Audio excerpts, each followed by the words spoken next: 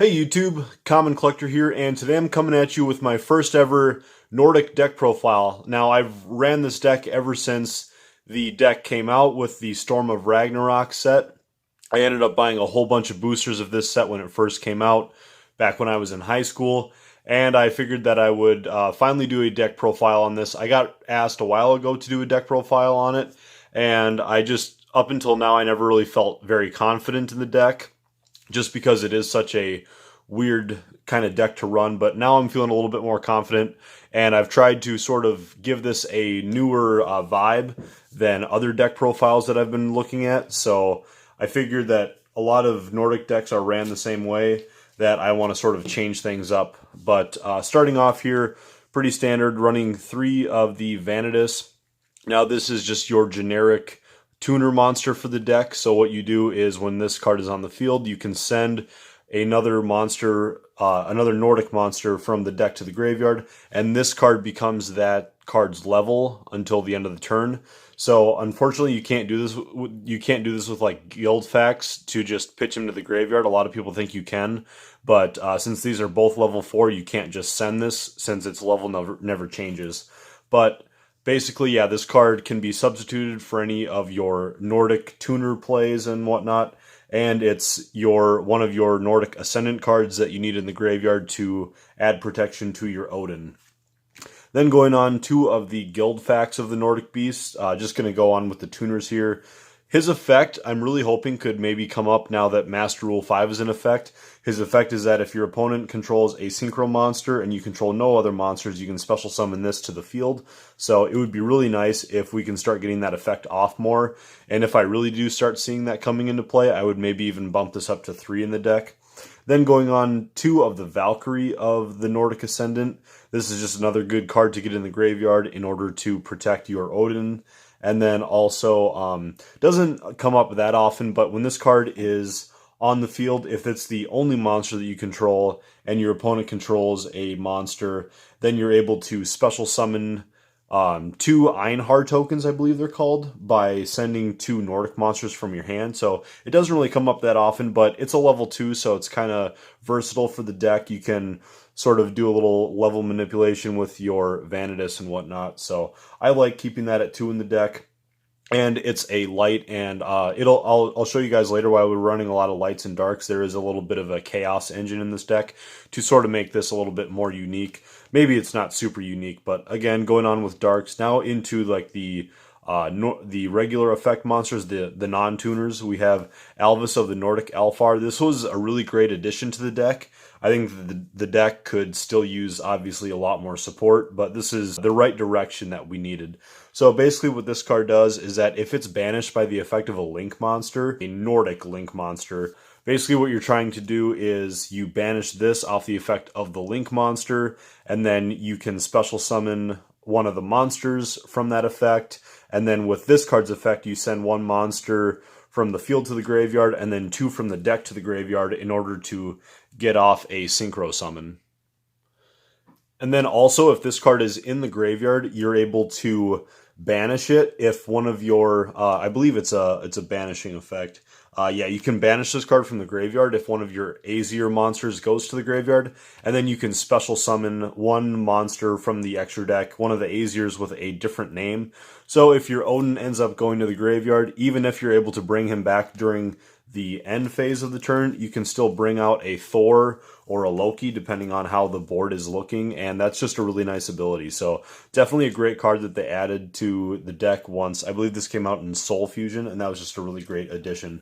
Then going on, running 3 of the 3 Tangrisner and 3 Tangyoster. I'm sure I'm saying those names wrong, but yeah, pretty standard with the white and the black goat package there. And then going on for our last Nordic monster are 2 Mimir. So this card effect doesn't really come up that often. This is just sort of in the deck for being a level 2, but during the standby phase, you can pitch a spell card in order to special summon this to the field. Again, that just really doesn't come up that often, but there are a few times that it will. Then going on, we are playing 3 Rescue Cat. This is just to turbo out some of your goat cards if you really need them. And then 3 Effect Veiler. You could really sub this for any of the hand traps that you really like at the moment, but I think Effect Veiler does a good job. We're trying to add lights and darks into the graveyard for the effects of our Chaos engine, so I really believe that Effect Veiler is a good one to use. And if your opponent is going to try to do something to pop one of your Azir monsters to the hand, like with a Nightmare Unicorn or Nightmare Cerberus to try to destroy it or something, this is just a really good way to dodge those effects. So then for our Chaos engine, we're playing 2 BLS and 1 Chaos Dragon Legionnaire. You can obviously change this up depending on how your budget is looking. You could play 3 Chaos Sorcerers or 2 Chaos Sorcerers, whatever you want to do. But this is just a really decent little engine, just to give a little extra boost, because it's a little bit tough when you only have an Odin on board to try to do a lot of damage. So if you can get one of these guys out next to your Odin, that's gonna really help a long way. Then going on into the spells, we are playing 3 Hippo Carnival. Now, I want to give credit where credit is due. I did not come up with this combo, but basically this was, I saw it on Dark Arm Duelist deck profile, and it was so good I had to include it in the deck. But basically what Hippo Carnival does is it special summons 3 Hippo tokens to your side of the field, and you combo this with your Gulvig. So when Gulvig is summoned, you banish 3 cards from your side of the field, and these Hippo tokens can count as a monster or a card.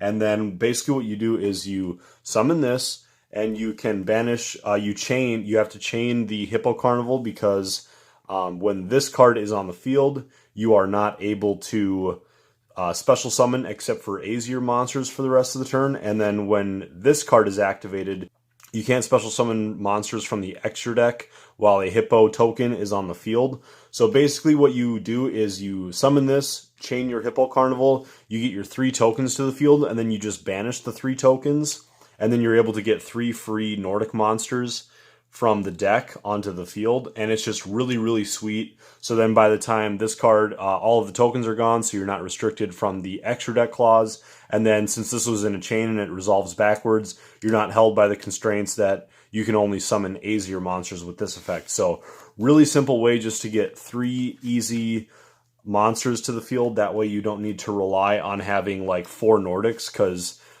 basically this card and a Nordic monster, any Nordic, goes into this full combo to get you a Gulvig and a Azir monster on the field. So just really, really simple combo. Instead of needing 4 Nordics or 4 monsters, 4 cards, you just need these 2. So really, really nice, really simple. So going on in the spells, we are playing, of course, 3 Called by the Grave. We have a little bit of searching that we do and a lot of special summoning and whatnot. We just want to get all of those effects to go through. And if our opponent is going to be doing anything offensively to try to get rid of our Azir monsters, you can always use Called by the Grave in sort of an offensive manner too, to banish whatever's in their graveyard to slow down their combos. Then going on, we're basically playing 3 Monster Reborns with the 2 Ayers Rock Sunrise. Special summons a beast monster. And then lastly for the spells, 1 Instant Fusion. And then we are running 3 Glepnir, the Fetters of Fenrir. It's the trap search card for Nordics. I don't know why it is a trap card, but unfortunately we have a trap searcher for Nordics, so that's what we got. But going on into the extra deck, we are playing 3 copies of the Gulvig. I've already sort of gone over this card pretty well, but one thing that I didn't mention was that while this card's on the field, your opponent can't target your Azir monsters with card effects, and then also they can't target this card for attacks. So basically when your Odin is on the field, this card is being protected by Odin since he's such a big battle wall, and then Odin is getting protected by Gulvig since he can't be targeted by card effects. So really, really nice there. Then going on, we were playing 2 copies of Odin. You really only ever need 2.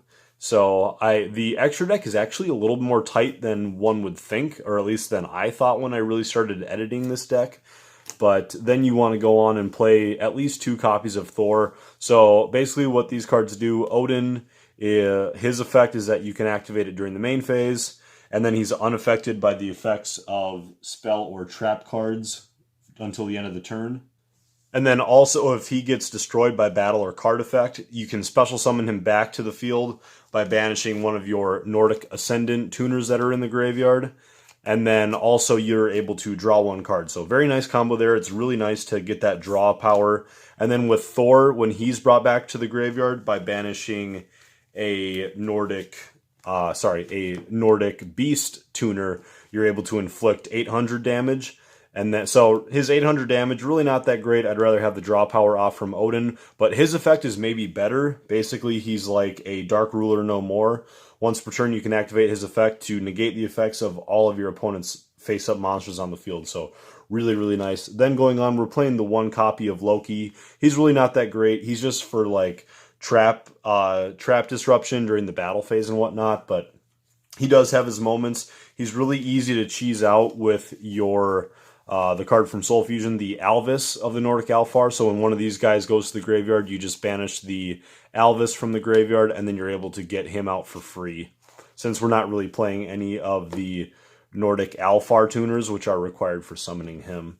Going on then, we're playing the one Trishula, one Stardust, and one Black Rose Dragon. You got to just play a few of these like generic good synchro cards. We have a lot of like level 3s in the deck, so you can easily go into Trishula.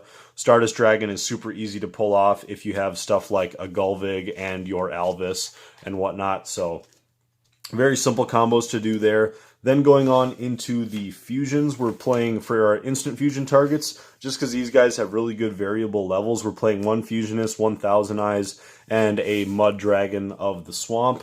And then this last spot could kind of go to anything. It's sort of controversial, but this here is a Tri-Edge Levia. Basically what this card does is it requires 3 level 3 monsters, so that's why he's a little bit tough to get out. But you're able to turbo out a lot of your level 3 monsters with your rescue cats in the deck. And then also if you're able to polish off, if in your opening hand you have a rescue cat, your Hippo Carnival, as well as like an Ayers Rock Sunrise, you can kind of go on into this. As well as it's really easy if you have a your instant fusion as well to go on into your Fusionist. So as long as you can get 3 level 3s onto the field, which I've done before, then you can get 1 extra monster negate in order to help protect your stuff. Because eventually your opponent is going to easily be able to get through your stuff, since your Azir monsters can really only take out 1 monster per turn unless you have your Chaos monsters on the field. This is just a really good way to sort of protect your guys. He's just a little bit tough to get out. Your other substitutes you could do for this is Link Karibo in order to go on into after your Thousand Eyes, or Coral Dragon, just a good rank, or a level 6 synchro option. But yeah, so that 15th extra deck spot can really get taken up by whatever you want. But anyways, guys, I think that's going to do it for this deck profile. I have a few other ideas of how you can run this deck if you wanted to run it with like artifacts. And a while ago, I was trying to bring in like a Lunalight engine, and then Lunalight Tiger got banned. I spent like 3 or 4 hours trying to work on a Lunalight Nordic deck with Sekka's Light in it, and then like later that night was when the ban list dropped, and all my friends texted me like, hey, Lunalight Tiger just got banned, and so I was a little bit bummed out. But there is potential for this deck to sort of climb a little bit higher. It's really not a super competitive deck, but it's a lot of fun. So anyways, I'm going to try to find a few different ways that I can maybe deck profile this. So anyways, I think that's going to do it for the deck profile. Thank you guys very much for watching, and we'll catch you guys next time.